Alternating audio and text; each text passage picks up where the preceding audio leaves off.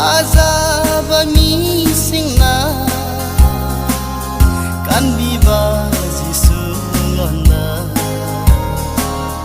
lengla na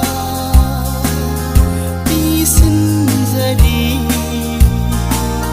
maram nushiraba kudo kaya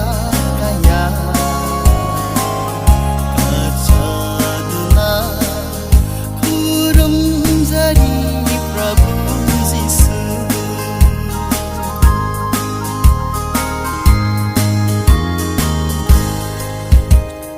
Prabhu gitong injaba kuding na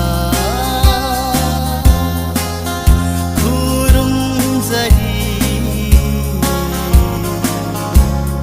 harau harau na tai bangikan di pamapog numita hagat siwan na lau kachi zaya tai bang sin thung na Jisu ginung siba ayu chahar ge Bethlehem na kan viva Prabhu Jisu nang ai gi thawai gi dama pogle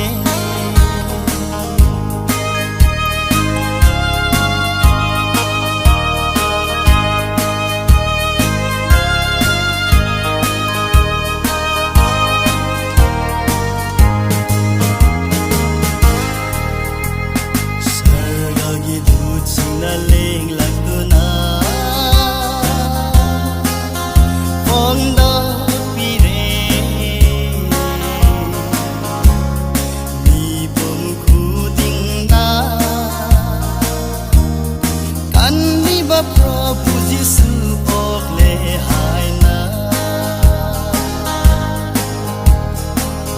tai bang ai khói sương bao sân